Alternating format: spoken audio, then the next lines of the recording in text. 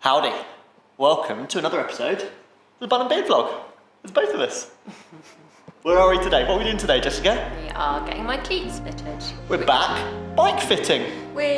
Come on. Thinking that I could have done something, but now I'm left with an empty heart. No making amends, no waking up beside you and holding you till we forget it all. Right, it's Friday afternoon. Been a pretty busy morning. I managed to sneak in a little bike ride, which looked a little bit something like this. It got me stone cold.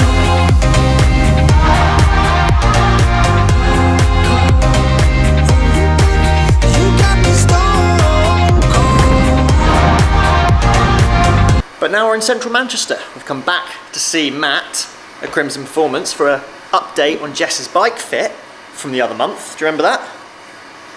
And maybe have a little look at my position while we're here. But now we're going to be with people, so time to mask up. Matt, howdy buddy. Hey. How are you? Through the mask this time, George, Through isn't the it? mask. When were we here last? Ooh, I reckon probably 2 months ago. Get Jess back in today, just get these cleats sorted on the new shoes. So how come we're here? What are we doing today? Well, we've just got a brand new set of shoes which actually fit Jess's feet. So we've gone for some Shimano S-Fire shoes that we suggested in the last session we had together. Jess has gone away, got hold of a set now, so we're just getting them set up basically. What was wrong with our old shoes? Remind us. Well, I think they were 2 sizes too small. Jess, was it? European size. 2 European sizes. So we've gone up to a 43 EU now, and they feel good, don't they? Yeah. Feel much better.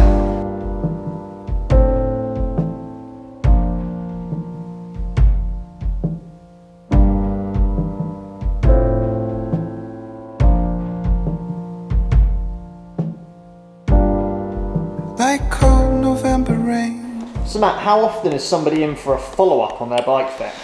Ooh, so we say generally 8 to 12 months post-fit, so it varies really. If they bought a new bike, they might come in sooner. They want to get that bike position matched, want to get it checked to their optimal fit data. I might get them in a bit sooner.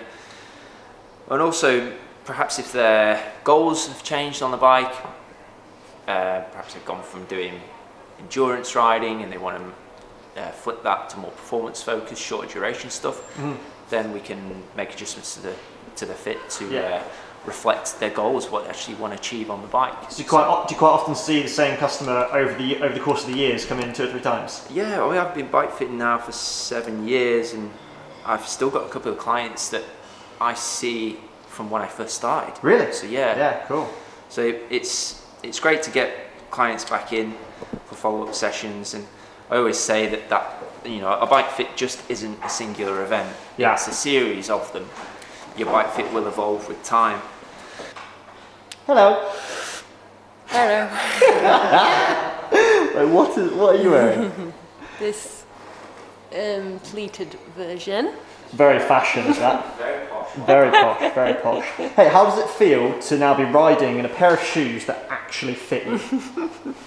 It's nice. I actually make a point whilst I'm riding of like wiggling my toes because I can. Yeah, I just got used to my feet going numb whilst I was riding. When you look back, does it feel like madness what you're doing before, with hindsight? Yes. And I've actually realised like all my shoes in my life don't actually really fit. All your Like shoes? all my shoes, like I was walking home from work the other day and like, my toes are banging the end of my Vans and I was like, oh, I don't think these fit either. Matt, you work with shoes a lot. Is this common? Yeah, really is common. Is it? Yeah. So many clients come in for the session and I'll measure their feet with the Brannock tools, and so it gives them accurate metrics, the foot sizing, width, arch length, etc. Oh man, you'd be surprised how many people come in with shoes that are too small. Really, yeah. Way too big. Yeah. They just don't fit their feet very well at all. It seems like utter madness to me. My shoes just always fit. I can move. I think, but 2 sizes too small. I don't. There was a lot of comments on this last time about how on earth you were dealing with that. But also Lucy off of the Internationals, she had the exact same thing. She was wearing 41s and then it turned out she was actually a 43. Wowzers. I don't know, was led to believe like it was normal for your cycling shoes to be quite tight. Yeah. Like, people were like, oh yeah, they'll feel quite tight. So I was like, okay, because I'd ordered them online and then got them and been like, yeah, they're tight. Also, you try them on. Yeah. You might go out on a ride with them, and then you've used them once. You can't send them back after that. Yeah. So you're kind of stuck with them then, aren't you? You wonder how weird this is going to look later on through the mask, because if you can't see our mouths moving, we could be saying anything under here, and I've just dubbed it over the top. I'm trying to do all my communication with my eyes. Hopefully this isn't too weird. That sounds very Yeah. Did you get on it properly this time? Yeah? You've been learning. It's a new skill. Alright, Jess, off we go.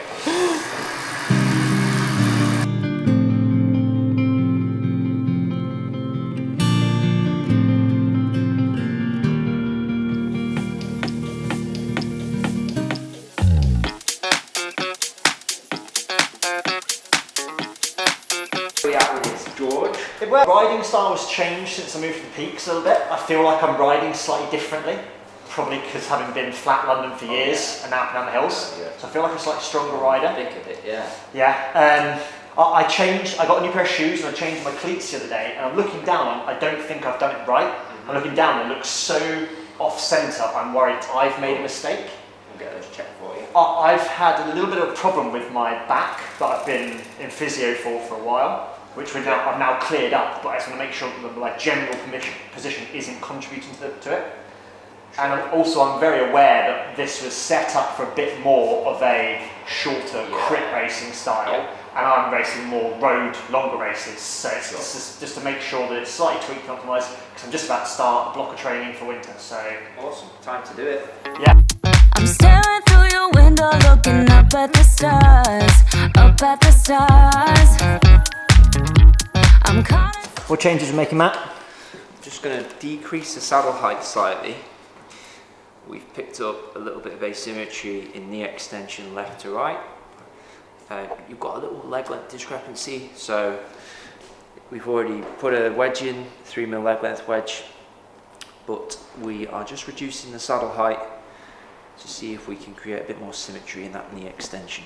In layman's terms, I think that means I'm wonky and he's trying to straighten me out.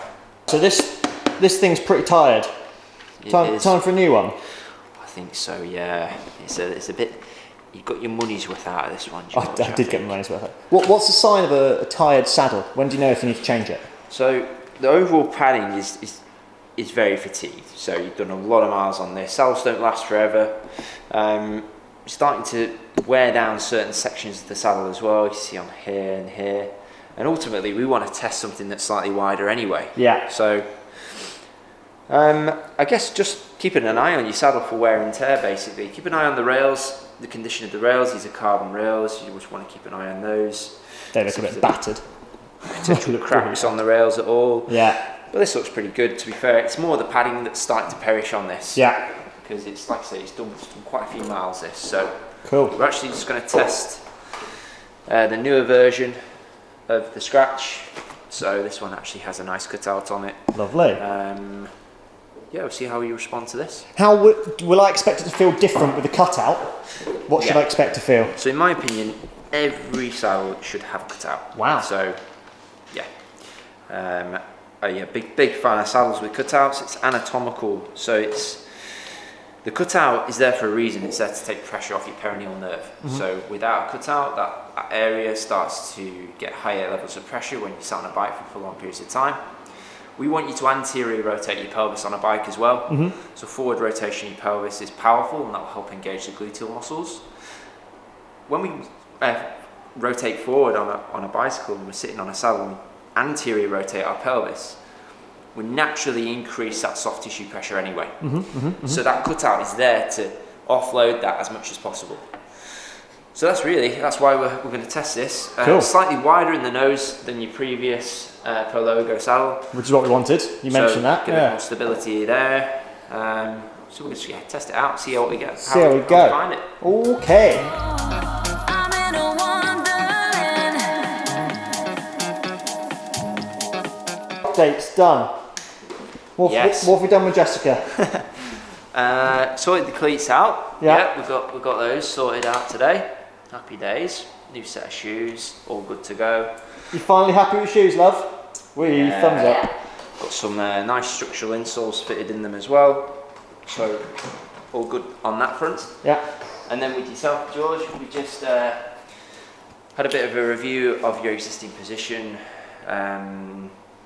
Sorted your cleats out too. Bit of asymmetry in your knee extension, of which we've reduced the saddle heights, improved it a bit. We're also going to get you back in the next four weeks or so, just to test some of the components out, see if that can yield better results with getting you a bit more symmetrical on your bike. Yeah, I mean, still got this old guy. It didn't fit, did it? The other one. We're going to get a new Pro Logo saddle on order, so we need the carbon rails to get it fitting on. Who knew saddle rails were so complicated? Well, Matt did, obviously, but I didn't appreciate that. Right, mate, I must say, that jersey you're wearing is looking banging. Well. Are you chuffed with them? Yeah, I am actually. So these are our team supporter jumpers and t-shirts.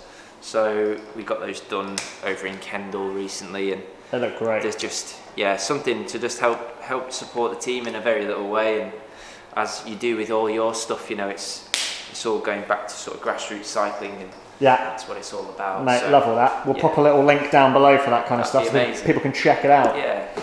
Great to get you both back in again. Thank you for having us. And we'll see you again in Manchester very soon. See you again soon. Cheers, buddy. See ya.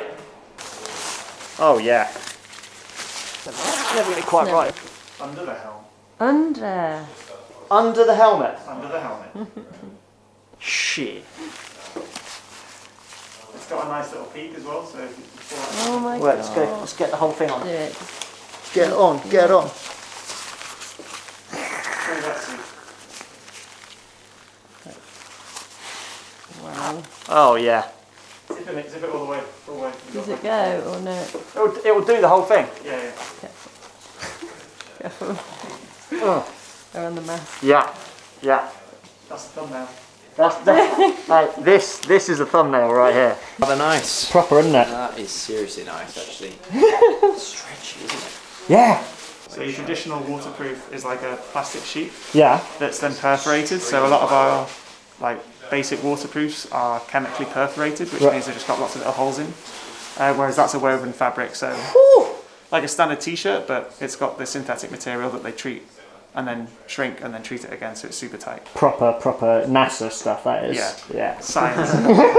That's science. Proper science. Actual parachute in there. Yeah, this is a parachute. This is the new RAPHA parachute backpack.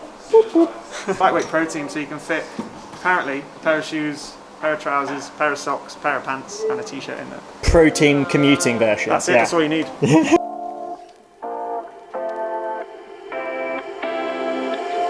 You take my life. Say something. Get out. We've been locked. Get out.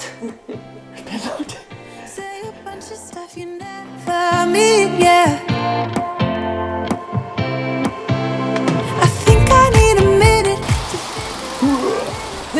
Little bike ninja. You hungry? Just gets in my eyeballs. Wear a mask. Can you food? Yeah. Yeah?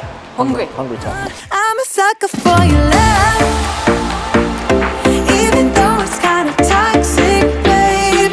You know I feel it when we touch. That your love is from a different place. It's toxic, babe.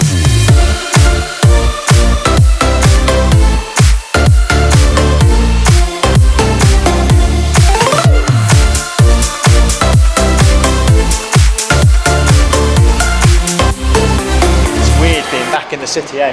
Yeah. It's been a long time since we've been to a city. Yeah. Was the last time we came to the city the last bike fit? Yeah. Like 3 months ago. Yeah, I think so. Oh, I've yeah, been to Sheffield in the meantime, but it doesn't feel quite as city-like. This feels much more city here in Manchester. Yeah. Weird, isn't it? Well, there's a lot of people out in their glad rags. A lot of people out. Like a lot. Yeah. It felt quite comfortable earlier on, but this evening it's felt real busy, isn't It it? was busy. Glad we got your follow-up bike fit done. Yeah. I'm glad we got mine started. Yeah. It's an ongoing process, that, like Matt said. I'll come back in a few weeks. If we're allowed into the city. Should we get out of here and go back to the countryside? Got some popcorn. Popcorn time. Thanks as always for watching. Links down below to go check out Crimson Performance and Matt for bike fitting. As we've said before, and we'll say it again, he is a master. So if you're in the Manchester area and you need a bike fit, go and see Matt. Go see Matt. He's great. He's great and he's lovely. And he's lovely, which is great. And the Rafa coffee ain't bad either. Anyway, thank you for watching. If you enjoyed today's content, please like and subscribe if you haven't already. And we'll see you next time. Probably back in the countryside. Oh, let's go ride some hills. Probably a ride. Come on then. Thinking that I could have done something, but now I'm left with an empty heart.